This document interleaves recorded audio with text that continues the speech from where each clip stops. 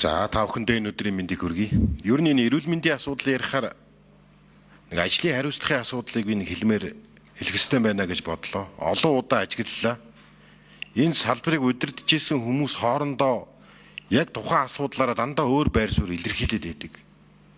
Тэгэхээр энэ бол нэг хувь хүмүүсийн зөрчил биш, Монгол улсын эрүүл мэндийн салбарын хөгжлийн бодлого, стратеги, баримтлах чиглэл гэж юм байхгүй байгаа мэт харагдаж байна л та. Тэр чиглэлээ баталсан бол тэнд нь ямар сайд байна хамаагүй тэр бодлогоо хэрэгжүүлэл явах ёстой ш. Өмнөх сайд өөр юм ярина, одоо байгаа сайд өөр юм ярина, дараагийн сайд өөр юм ярьдаг. Сайдаас хамааралтай эрүүл мэндийн салбар болсон байна. Энэ олон удаа ажиглагдж байгаа ш байна байнгын орон дээр. Тэгээ салбарынхан ерөөсөө хоорондоо ойлголцохгүй. Эрүүл мэндийн салбараар мэрэгсэн улсын их хурлын гишүүн өнөөглөө бас өөр мэдээлэл хийгээл явж байна.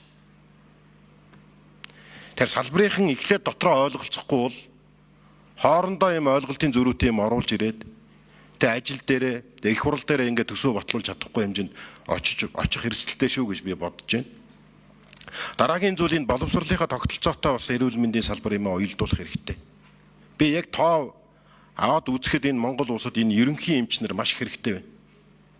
Хэд нарийсчаад байна. Тэ анхны шат буюу энэ өрхийн эмнэлгүүдэд чанаржуулах, тусламж үйлчилгээг нь өргөжүүлэх энэ чиглэл бодлогоо илүү анхаарал хандуулах хэрэгтэй. Монголын өрхийн эрүүл мэндийн тогтолцоо бол маш өвөрмөц тогтолцоо шүү.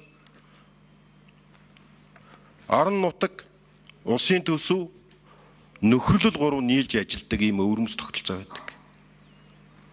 Тэгээд дараагийн асуудал бол энэ эмийн чанарт онцгой анхаарах хэрэгтэй. Бид нар эмийн хөнгөлтийг тойрч яриад байна. Нэг талдаа зөв, нөгөө талдаа Монгол хүн эрүүл байхын тулд өртсөн сэргийлэх, өвдөхгүй байх, өвдсөн бол хамгийн чанартай үйлчилгээ авдаг ийм тогтолцоор орохгүй бол улсын эмнэлгүүд чинь өнөөдөр шинжилгээний хариу гаргах ийдсэсгүй сууж шít. Манайхын шинжилгээ хийхгүй ийдс дууссан. Гол эмнэлгүүдээр чинь. Манайх одоо ингээд даатгалын сангаас мөнгө авч чадахгүй хэцүү байна. Ингээ хаана ингээд өрийн гинжи холбоо үүсчихсэн.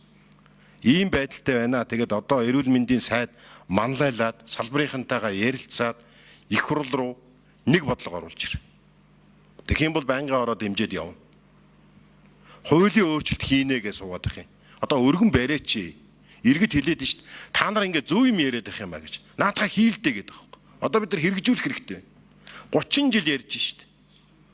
30 жил тойрж ярьж байна. Одоо хэрэгжүүлцгээе.